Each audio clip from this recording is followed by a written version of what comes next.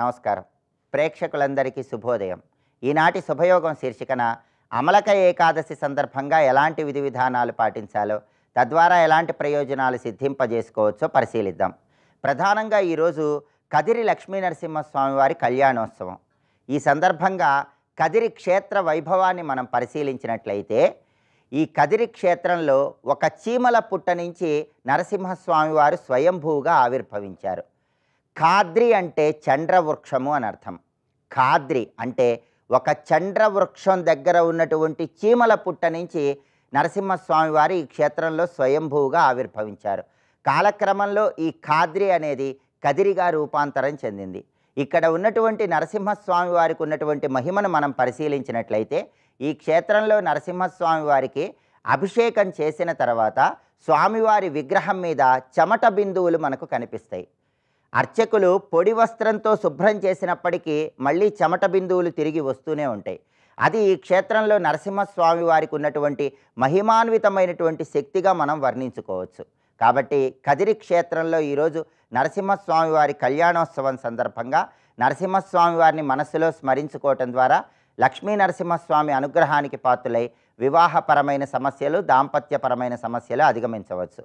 అలాగే ఈరోజు ప్రధానంగా అమలక ఏకాదశి. అమలక ఏకాదశి శ్రీ మహావిష్ణువుకి ఎంతో ప్రీతిపాత్రమైన రోజు. అమలక ఏకాదశి సందర్భంగా ఉసిరిక చెట్టును ఆరాధన చేయటం ద్వారా బుధగ్రహ దోష తీవ్రతను తగ్గింపజేసుకొని వృత్తి, ఉద్యోగ, వ్యాపార రంగాల్లో మంచి పురోభివృద్ధిని సాధించవచ్చు. కాబట్టి ఈరోజు మీకు దగ్గరలో ఉన్నటువంటి ఉసిరిక చెట్టు దగ్గరకు వెళ్ళండి. ఆ ఉసిరిక చెట్టు దగ్గర బియ్యం పిండితో ముగ్గు వేసి ఉసిరిక చెట్టు మొదట్లో నీళ్లు పోసి కొద్దిగా పసుపు, కుంకుమ ఉసిరిక చెట్టు మొదట్లో చల్లాలి. ఆ తర్వాత ఒక పసుపు రంగు దారాన్ని ఉసిరిక చెట్టు కొమ్మకు చుట్టాలి, లేదా పసుపు రంగు వస్త్రాన్ని ఉసిరిక చెట్టు కొమ్మకు కట్టాలి. ఆ తర్వాత ఉసిరిక చెట్టు చుట్టూ ప్రదక్షిణలు చేస్తూ ధాత్రీదేవి నమస్తుభ్యం సర్వపాప క్షయంకరి పుత్రాందేహి మహాప్రాజ్ఞే యశోదేహి బలంచమే ప్రజ్ఞాం మేధాంచ సౌభాగ్యం విష్ణుభక్తించ శాశ్వతం నా రోగం కురుమాం నిత్యం నిష్పాపం కురు సర్వదా అనే శ్లోకాన్ని చదువుకుంటూ ఉసిరిక చెట్టు చుట్టూ ప్రదక్షిణలు చేయాలి. అయితే ఈ శ్లోకం మొత్తం చదువుకోలేని వాళ్ళు ఓం విష్ణు రూపిణ్యై ధాత్ర్యై నమః ఈ చిన్న మంత్రాన్ని చదువుకుంటూ ఉసిరిక చెట్టు చుట్టూ ప్రదక్షిణలు చేయాలి. వీలైతే లక్ష్మీనారాయణల చిత్రపటాన్ని ఉసిరిక చెట్టు దగ్గర ఉంచి లక్ష్మీనారాయణల చిత్రపటానికి షోడశోపచార పూజను లేదా పంచోపచార పూజను నిర్వహించాలి. ఈరోజు ఎవరైతే ఉసిరిక చెట్టు కింద లక్ష్మీనారాయణలను పూజిస్తారో వాళ్ళు సంపూర్ణంగా లక్ష్మీనారాయణల అనుగ్రహానికి పాత్రులై సకల శుభాలను సిద్ధింపజేసుకోవచ్చు. కాబట్టి ప్రధానంగా కదిరి నరసింహస్వామి వారి కళ్యాణోత్సవం సందర్భంగా నరసింహస్వామి వారిని పూజించండి. అలాగే అమలక ఏకాదశి సందర్భంగా ఉసిరిక చెట్టును పూజించడం ద్వారా విష్ణు కృపకు పాత్రులై వృత్తి, ఉద్యోగ, వ్యాపార రంగాల్లో విశేషమైన శుభ ఫలితాలను సిద్ధింపజేసుకోండి. రేపటి శుభయోగం శీర్షికన గురువారం సందర్భంగా దక్షిణామూర్తి స్తోత్రంలో ఉన్నటువంటి అంతరార్థం ఏంటో, దక్షిణామూర్తి స్తోత్రాన్ని పఠిస్తే ఎలాంటి విశేషమైన శుభ ఫలితాలు కలుగుతాయో పరిశీలిద్దాం. నమస్కారం.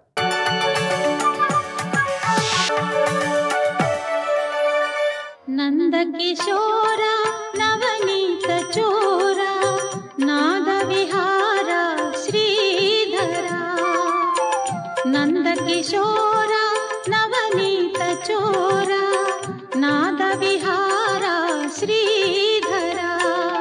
ధర్మవిరుద్ధమైన మితిమీరినటువంటి భోగమే లోలత కిందకు వస్తుంది. అది లేకుండా ఉండడమే అలోలుప్త్వం అన్నారు. దాని తర్వాత మార్దవం.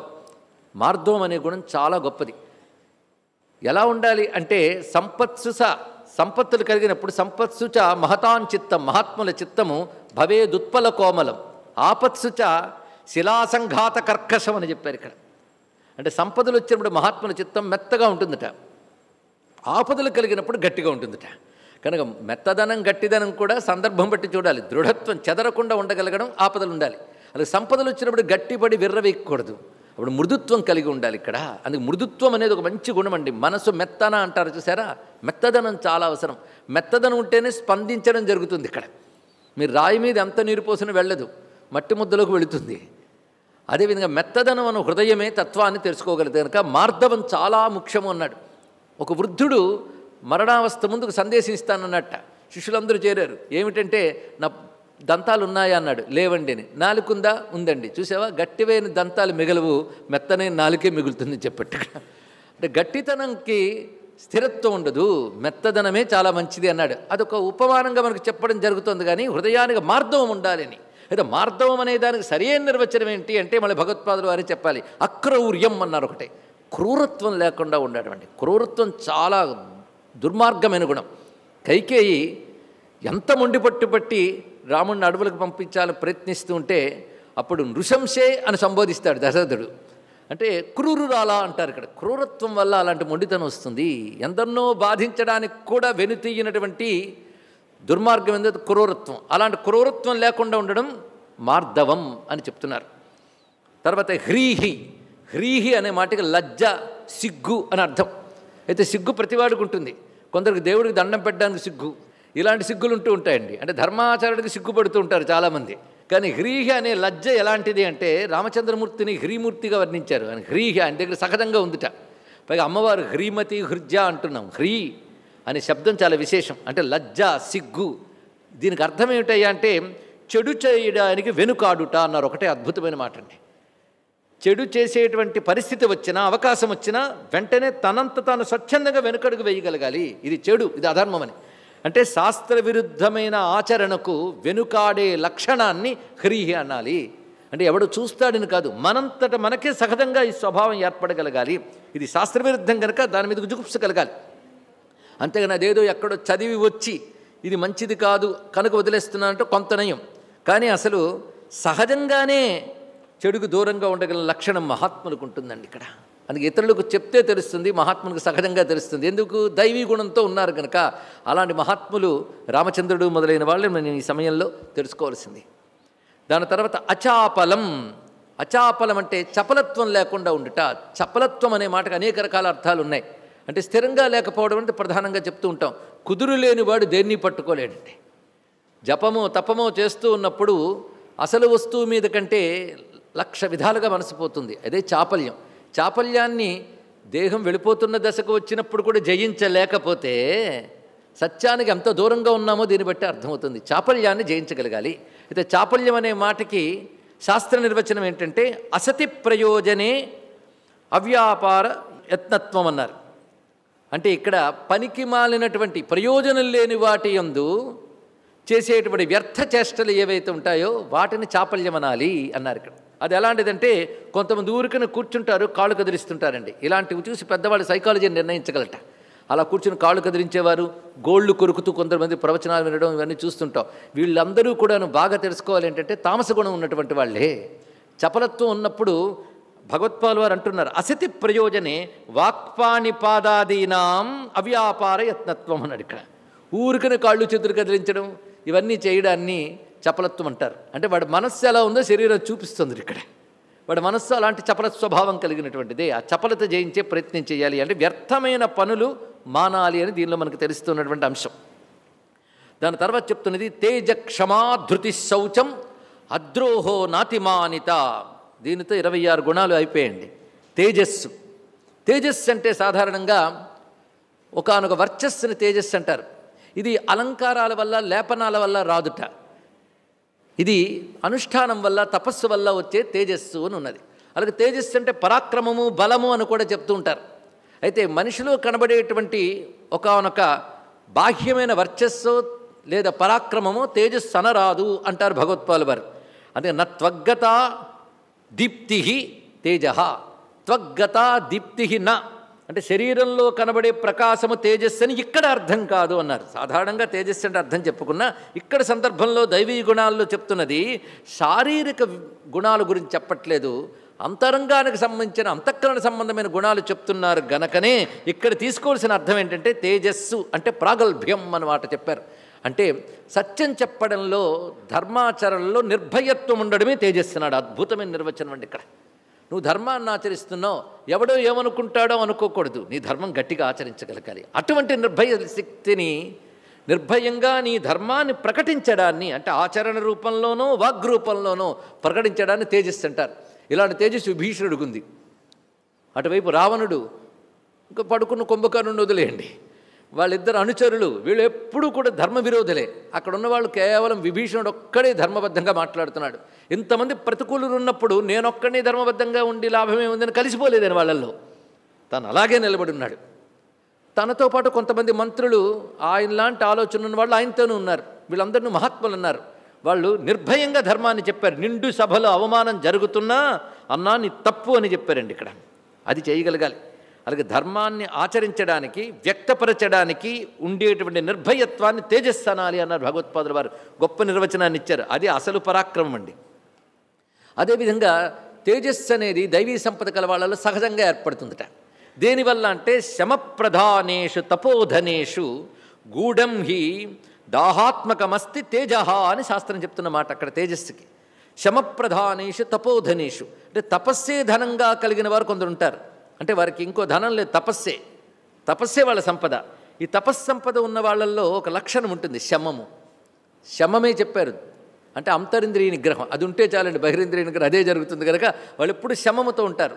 శమప్రధానేషు అటువంటి శమమే ప్రధానంగా కలిగిన తపోధనులలో దాహాత్మకమైన తేజస్సు ఉంటుంది. అంటే ప్రకాశమానమైన జాజ్వల్యమానమైన ఒక తేజస్సు ఉంటుందిట.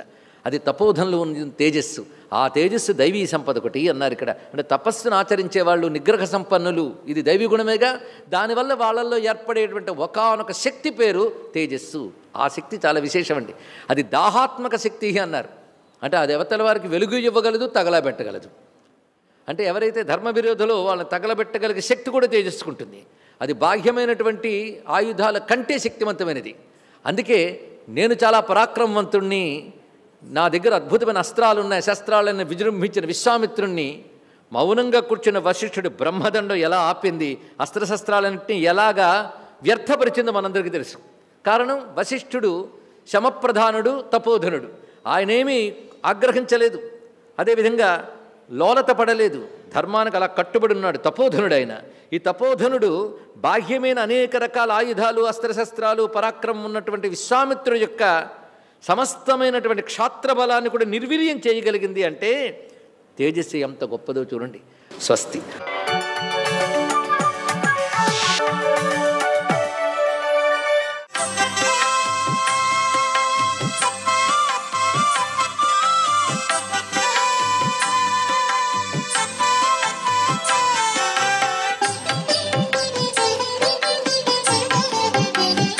ఓం నమో నారాయణాయ.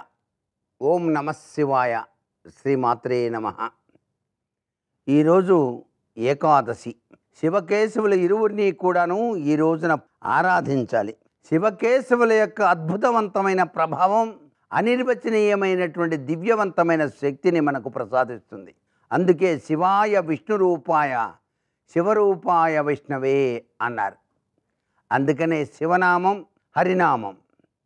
నిద్రపోయేటప్పుడు శివనామాన్ని, నిద్ర నుంచి లేచేటప్పుడు హరినామాన్ని ప్రతి ఒక్కరూ పాటించండి అంటోంది శాస్త్రం. శివనామం గంగానది, హరినామం అమృతతుల్యం. ఈ రెండూ కూడాను మిళితమైనట్లయితే పవిత్ర పావనవంతమైనటువంటి ప్రభావంతో మనసు నిండా కూడాను ఆనందహేళ ఉద్భవిస్తుంది.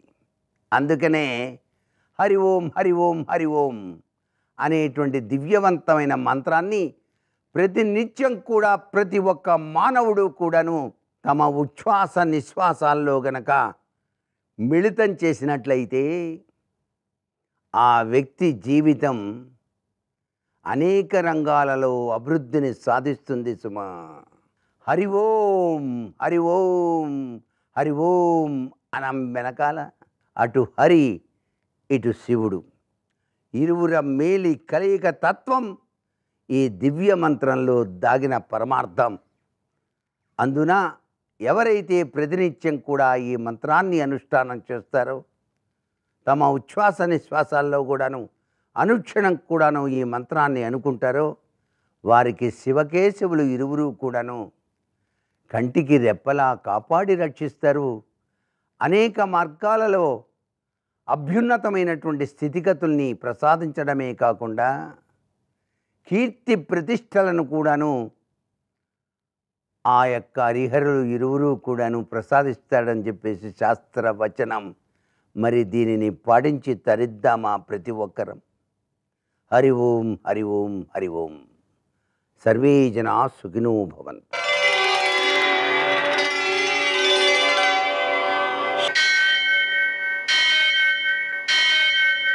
సహస్రశీరుషం దేవం విశ్వాక్షం విశ్వశంభువం విశ్వం నారాయణం దేవమక్షరం పరమం పదం విశ్వతః పరమాం నిత్యం విశ్వం నారాయణగుం హరిం విశ్వమేవేదం పురుషస్తద్విశ్వముపజీవతి పతిం విశ్వస్యాత్మేశ్వరం శాశ్వతం శివమచ్యుతం నారాయణం మహాజ్ఞేయం విశ్వాత్మానం పరాయణం.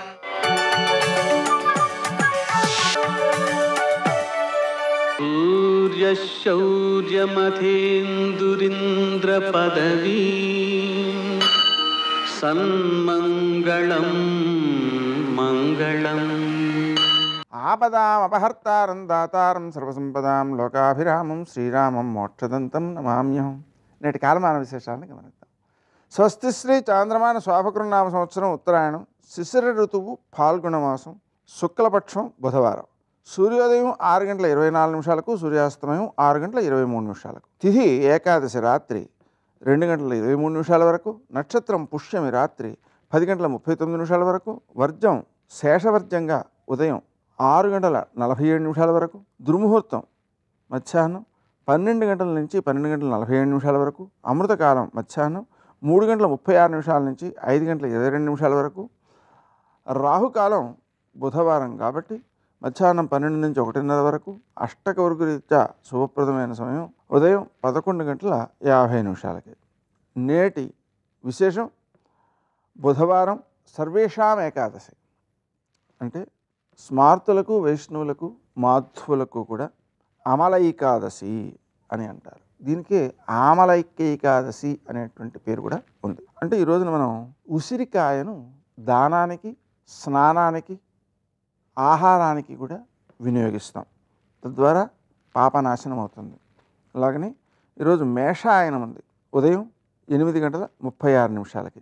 అలా ఉన్నందువలన అయన ప్రయుక్తమైనటువంటి విషువత్ పుణ్యకాలం సూర్యోదయం నుంచి మధ్యాహ్నం 2:36 వరకు ఉంటుంది.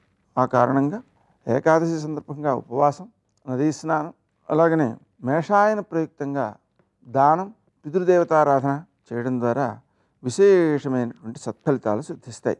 ఏకాదశి సందర్భంగా పగలంతా ఉపవాసం ఉండడం, మధ్యలో ప్రసాదం తీసుకోవచ్చు. అంటే ప్రసాదం అంటే ఉప్పు పప్పు లేని పదార్థాలు. అలాగనే రాత్రంతా జాగారం ఉండి ఆ భగవత్ స్మరణ చేస్తూ ఉండాలి. తద్వారా వ్యక్తి యొక్క శారీరక మానసిక ఆరోగ్యాలు వృద్ధి చెందుతాయి. నేటి ఆణిముత్యాలు.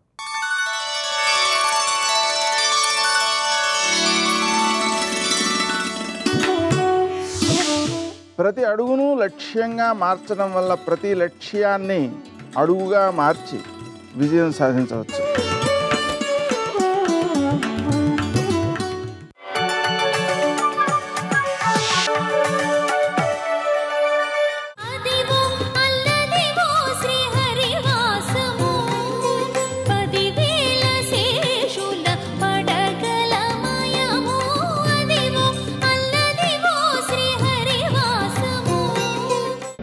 స్వామి పుష్కరిణీ స్నానంతో సమానమైన సేవ సద్గురువు యొక్క పాదసేవ. అలాగే ఏకాదశి వ్రతం, స్వామి పుష్కరిణీ స్నానం, సద్గురో పాదసేవనం, ఏకాదశి వ్రతంచాపి త్రయం అత్యంత దుర్లభం. ఈ మూడు లభించమంటే లభించేవి కావు. అది తెలుసుకున్నప్పుడు వెంకటాచలం పెడితే ఏం చేయాలి? తప్పకుండా వెళ్ళినప్పుడు యాత్రలో స్వామి పుష్కరిణీ స్నానాన్ని కూడా మన ప్రణాళికలో అంతర్భాగం చేసుకోవాలి. ఆ స్వామి పుష్కరిణి స్నానం అంత గొప్పది. కాబట్టి ఆ వెంకటాచలానికి ఎందరో వెడుతూ ఉంటారు. ఆ తల్లి, ఆ తరికొండ వెంగమాంబ గారు వెంకటాచల మహాత్యం చేస్తూ స్కంద పురాణంలో, వరాహ పురాణంలో అనేక విషయాలు చెప్తారు.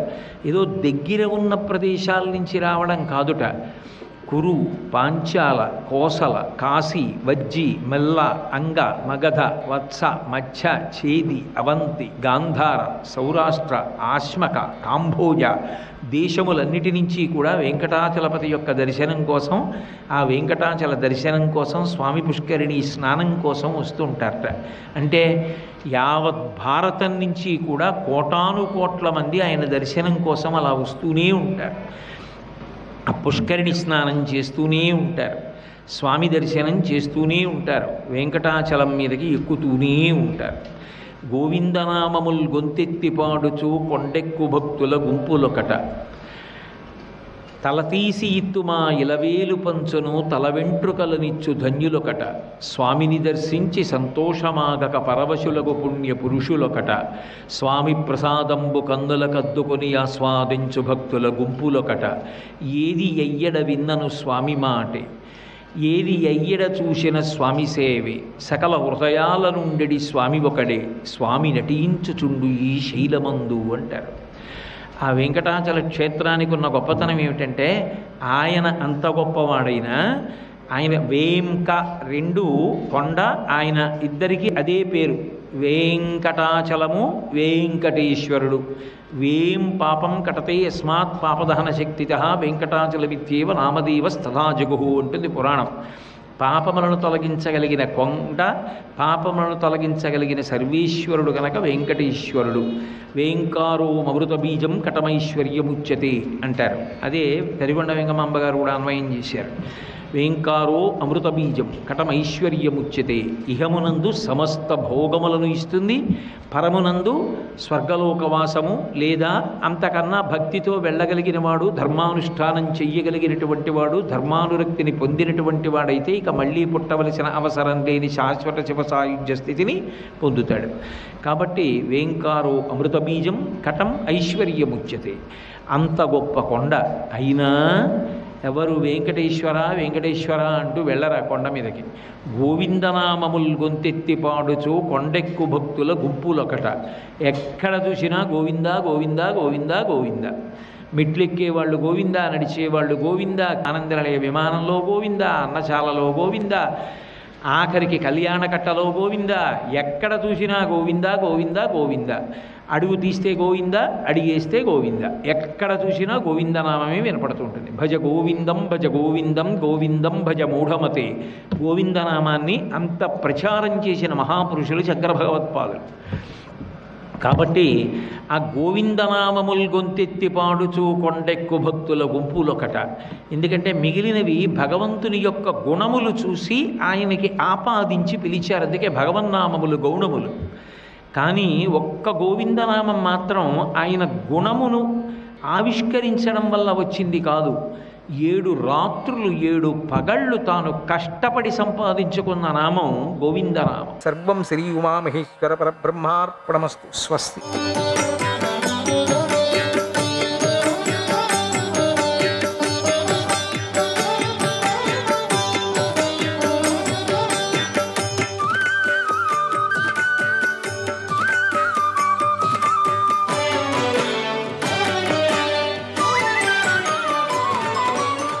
రుద్రమీశాన వృషభం రుద్రమీశాన వృషభం హరం శంభుం కపర్దినం హరం శంభుం కపర్దినం చేకితానం పరాం యోనిం తిష్టతో గచ్చతశ్చః తిష్టతో గచ్చతశ్చః.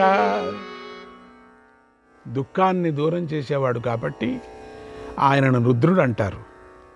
ఆయన లోకపాలకులందరికంటే శ్రేష్ఠుడు, పాపాలను పోగొడతాడు. ఆయన మంగళకరుడు, జటాయూఠధారి, అందరికీ చేతనదాయకుడు, చరాచర జగత్తుకు కారణమై ఉన్నాడు. ఆ రుద్రుడు ఎవరికీ నిరోధింప శక్యం కానివాడు, సులభంగా దర్శించటానికి వీలుగానివాడు, దుష్టులపై తీవ్రంగా కోపిస్తాడు. ఆయన విశాల హృదయుడు, సకల క్లేశాలను నాశనం చేస్తాడు. ఉత్తముల విషయంలో ఎంతో ఉదారమైన హృదయాన్ని కలిగి ఉంటాడు. దివ్యమైనటువంటి ధనస్సును పట్టుకొని ఉంటాడు. అమ్ముల పొదలను ధరించి ఉంటాడు. బంగారు కవచాన్ని ధరించి ఆయన అనంతమైన బలపరాక్రమాలను కలిగి ఉంటాడు. పినాకినం వజ్రణం దీప్తశూలం, పినాకినం వజ్రణం దీప్తశూలం, పరస్వధిం గదినం ఛాయతాశిం, పరస్వధిం గదినం ఛాయతాశిం, శుభ్రం జటిలం ముసలినం చంద్రమౌలిం, శుభ్రం జటిలం ముసలినం చంద్రమౌలిం, వ్యాఘ్రాజినం పరిఘిణం దండపాణిం, వ్యాఘ్రాజినం పరిఘిణం దండపాణిం. పినాకమనే ధనస్సును, వజ్రాన్ని, గదను, పెద్ద ఖడ్గాన్ని చేతులతో ధరించి ఉంటాడు. స్వచ్ఛమైన వాడు, ముసలాయుధం కలవాడు, చంద్రశేఖరుడు. పులితోలును ధరించి, పరిఘను దండాన్ని చేతిలో ధరించి ఉంటాడు. ఆయన భుజాలకు చక్కని భుజకీర్తులు ఉంటాయి. సర్పం ఆయనకు జందంగా ఉన్నది. తన సేవకులైన భూతగణాలతో ఆ శివుడు విరాజల్లుతూ ఉంటాడు. ఆయన ఒక్కడే అద్వితీయుడు, ఏకైక పరమాత్మ.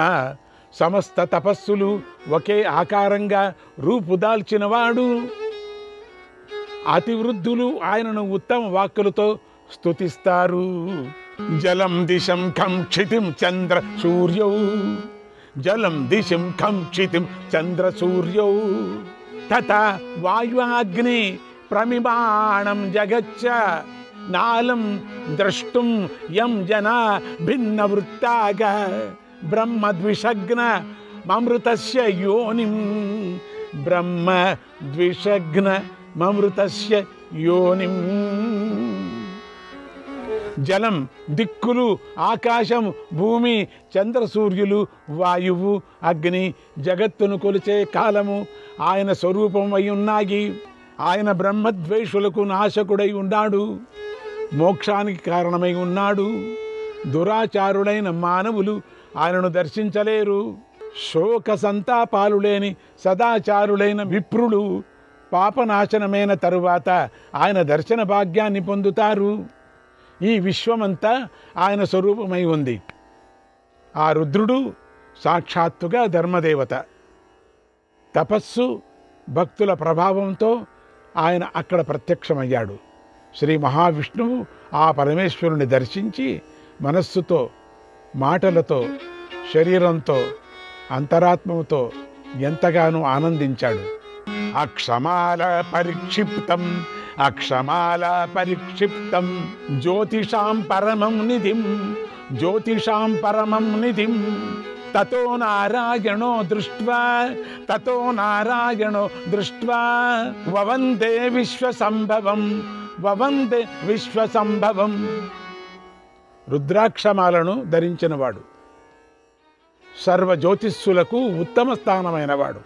ఆ విశ్వదాతను ఆ నారాయణుడు దర్శించి నమస్కారం చేశాడు. అప్పుడు పరమేశ్వరుడు పార్వతీదేవితో కలిసి నారాయణుడికి దర్శనమిచ్చాడు. పరమేశ్వరుడు జన్మలేనివాడు, ఈశ్వరుడు, అవ్యక్తుడు, పరమాత్మ. ఆయన చుట్టూ భూతగణాలున్నాయి. ఆయన అంధకాసురుణ్ణి సంహరించాడు. ఆయన విరూపాక్షుడు. ఆ రుద్రుడికి నారాయణుడు నేల మీద మోకాళ్ళు ఆనించి చేతులు జోడించి ఎంతో భక్తితో నమస్కారం చేశాడు. రుద్రుణ్ణి ఇలా స్తుతించాడు. నారాయణుడు రుద్రుణ్ణి స్తుతిస్తున్నాడు. త్వత్సంభూత భూతకృత వరేణ్య గోప్తారోస్య, గోప్తారోస్య భువనస్యాదిదేవ, గోప్తారోస్య భువనస్యాదిదేవ, ఆవిశ్యేమాం ధరణీం ఏభ్య రక్షం, పురా పురాణిం తవ దేవ సృష్టిం, పురా పురాణిం తవ దేవ సృష్టిం, దేవ సృష్టిం. సర్వశ్రేష్ఠుడవైన ఓ ఆదిదేవ, నీ నుండి ఆవిర్భవించిన వారు ఈ భూలోకాలన్నీ పాలిస్తూ ఈ భువన రక్షకులైన ప్రజాపతులు పూర్వం నీ సృష్టిని అంతా రక్షించారు. సురాసురాన్ నాగరక్షక పిశాచాన్, సురాసురాన్ నాగరక్షక పిశాచాన్, నరాన్ సుపర్ణానత గంధర్వయక్షాన్, నరాన్ సుపర్ణానత గంధర్వయక్షాన్, పృథగ్విదాన్ భూత సంఘాశ్చ విశ్వాన్ త్వత్సంభూతాన్ విద్మ సర్వాంస్తథైవ, త్వత్సంభూతాన్ విద్మ సర్వాంస్తథైవ, ఐంద్రం యామ్యం వారుణం వైత్యపాల్యం, పైత్రం పైత్రం త్వాస్త్రం కర్మ సౌమ్యం చ తుభ్యం, పైత్రిం త్వాస్త్రం కర్మ సౌమ్యం చ తుభ్యం. సురాసురులు, నాగులు, రాక్షసులు, పిశాచాలు, మానవులు, పక్షులు, గంధర్వులు, యక్షులు, విశ్వమంతా నిండిన నానావిధ భూత సమూహాల నీ నుండే జన్మించాయి. ఇది మాకు తెలుసు. ఇంద్రుడు, యముడు, వరుణుడు, కుబేరుడు, పితరులు, విశ్వకర్మ, సుందర శిల్పకళ ఆవిర్భావం కూడా నీ నుండే కలిగింది స్వామి. రూపం జ్యోతి శబ్ద ఆకాశవాయు, రూపం జ్యోతి శబ్ద ఆకాశవాయు, స్పర్శ స్వాద్యం సలిలం గంధ ఉర్వీ, కాలో బ్రహ్మ బ్రహ్మ చ బ్రాహ్మణాశ్చ త్వత్సంభూతం స్నాస్ను చరిష్ణుచేదం, త్వత్సంభూతం స్తాస్ను చరిష్ణుచేదం, చరిష్ణుచేదం. శబ్దం ఆకాశం, స్పర్శ వాయువు, రూప అగ్ని, రసం జలం, గంధం భూమి, కాలం బ్రహ్మ, వేదం విప్రులు, చరాచరాత్మకమైన ఈ ప్రపంచమంతా నీ నుంచే పుట్టింది. అభ్యహస్తోక యాంతి యథా పృథక్త్వం, అభ్యహస్తోక యాంతి యథా పృథక్త్వం, తాభిచ్చైక్యం సంక్షయే యాంతి భూయః, తాభిచ్చైక్యం సంక్షయే యాంతి భూయః. ఏవం విద్వాన్ ప్రభవం చాప్యయం చ, ఏవం విద్వాన్ ప్రభవం చాప్యయం చ, మత్వా భూతానాం తవ సాయుజ్యమేతి, మత్వా భూతానాం తవ సాయుజ్యమేతి. నీటి నుంచి చాలా బిందువులు వేరుగా అయి మళ్ళీ ఆ జలంతో కలిసిపోతాయి కదా, అలాగే సమస్త ప్రాణులు జనన మరణాలు పొంది నీలోనే లీనమవుతాయి కదా స్వామి. ఈ విషయాన్ని తెలుసుకున్న పండితుడు నీ సాయుధ్యాన్ని పొందుతాడు. దివ్యామృతౌ మానసౌ దౌ సుపర్ణౌ, దివ్యామృతౌ మానసౌ దౌ సుపర్ణౌ, వాచా శాఖాక పిప్పలాక సప్తగోపాక, వాచా శాఖాక పిప్పలాక సప్తగోపాక, దశాప్యన్యే యే పురం ధారయంతి, త్వయా సృష్టాస్త్వం హి, త్వయా సృష్టాస్త్వం హి, తేభ్యః పరోహి, తేభ్యః పరోహి. అంతఃకరణంలో దివ్యాలు, అమృత స్వరూపులైన రెండు పక్షులు, ఈశ్వరుడు జీవుడు అనేవి నివసిస్తూ ఉంటాయి. సప్తధాతు రూపాలైన సప్త అశ్వత్థ వృక్షాలున్నాయి, అవి వాటిని రక్షిస్తూ ఉంటాయి. వేదవాక్కులే ఆ వృక్షాల వివిధ శాఖలై ఉన్నాయి. ఇంకా 10 రకాల ఇంద్రియాలు ఉన్నాయి, అవి పంచ భౌతికమైన శరీర నగరాన్ని ధరిస్తూ ఉంటాయి. వీటన్నిటినీ నువ్వే సృష్టించావు, అయినా నువ్వు వీటికంటే అధికుడివై ఉన్నావు. ఎంత అద్భుతమైనటువంటిది ఈ మంత్రం మనకు. ఒక దాంట్లో చెప్పేశారు, భూతం భవ్యం భవిత చాప్య దృశ్యం, భూతం భవ్యం భవిత చాప్యదృశ్యం తత్సంభూత భువనానీహ విశ్వ తత్సంభూత భువనానీహ విశ్వ భక్తం చ మాం భజమానం భజస్వ భక్తం చ మాం భజమానం భజస్వ మారీరిషో మామహి తాహితేన మారీరిషో మామహి తాహితేన భూతం వర్తమానం భవిష్యత్తు అజేయమైన కాలం ఇవన్నీ కూడా నీ స్వరూపాలే అయి ఉన్నాయి. ఇక్కడ ఉన్న సమస్త లోకాలు నీ నుంచే ఆవిర్భవించాయి. నేను నిన్ను సేవించే భక్తుణ్ణి, నన్ను నీ వాడిని చేసుకో. ఆత్మానంత్వ ఆత్మనోనన్యబోధం విద్వానేవం గచ్చతి బ్రహ్మశుక్రం విద్వానేవం గచ్చతి బ్రహ్మశుక్రం అస్తౌషం త్వాం తవ సమ్మానమిచ్చన్ అస్తౌషం త్వాం తవ సమ్మానమిచ్చన్ చిన్మన్వై సదృశం దేవవర్య సుదుర్లభాన్ దేహి వరాన్ మమేష్టాన్ సుదుర్లభాన్ దేహి వరాన్ మమేష్టాన్ అభిష్టుతః ప్రవికార్షీచ్చ మాయాం. నీవు జీవాత్మ కన్నా అభిన్నమైన వాడు అనే విషయాన్ని అనుభవంతో తెలుసుకున్న వారికి ఆత్మమై ఉన్నావు. అది తెలుసుకున్న విద్వాంసుడు విశుద్ధమైన బ్రహ్మభావాన్ని పొందుతాడు. ఓ దేవశ్రేష్ఠ, నేను నిన్ను గౌరవిస్తూ ఇలా స్తుతించాను. ఈ స్తుతికి అర్హుడవైన నిన్ను చాలా కాలం నుంచి అన్వేషిస్తున్నాను. స్తుతించదగిన నువ్వు మాయను దూరం చేసి నాకు కావలసిన దుర్లభమైన వరాలను ప్రసాదించు అని నారాయణుడు పరమేశ్వరుని ప్రార్థించాడు. ఓ అశ్వత్థామ, అప్పుడు పినాకదారి నీలకంఠుడు అయిన శంకరుడు నారాయణుడికి ఇలా వరాలను అనుగ్రహించాడు. మత్ప్రసాద మనుష్యేషు దేవగంధర్వ యోనిషు దేవగంధర్వ యోనిషు అప్రమేయ బలాత్మాత్వం అప్రమేయ బలాత్మాత్వం నారాయణ భవిష్యసి నారాయణ భవిష్యసి.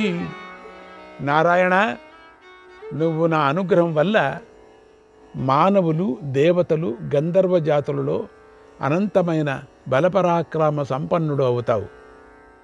దేవతలు, అసురులు, నాగులు, పిశాచులు, గంధర్వులు, యక్షులు, రాక్షసులు, సుపర్ణులు, ఉరగలు, సింహ వ్యాఘ్రాది పశుజాతులు నీ వేగాన్ని సహించలేవు.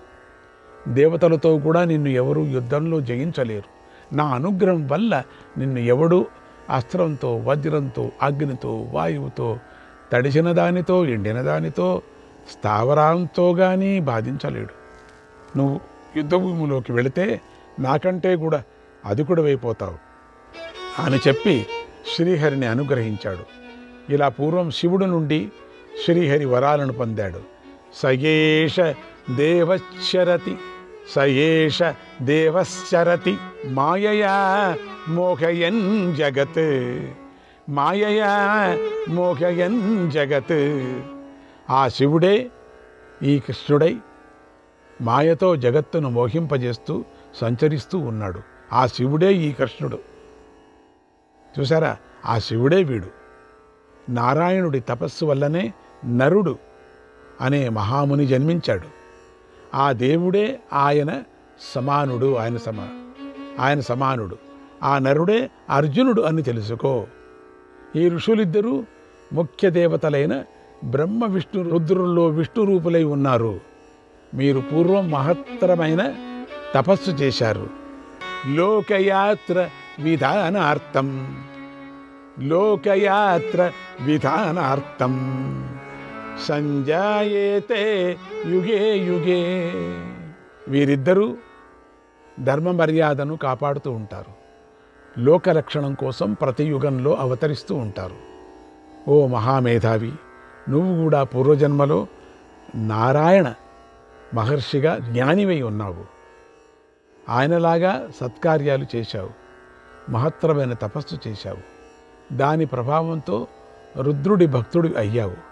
సమస్త జగత్తును శివమయంగా భావించి ఆ దేవుణ్ణి ప్రసన్నం చేసుకోవటానికి నువ్వు నానా విధాలైన కఠోర నియమాలను పాటిస్తూ శరీరాన్ని శుష్కింప చేసుకున్నావు కూడా.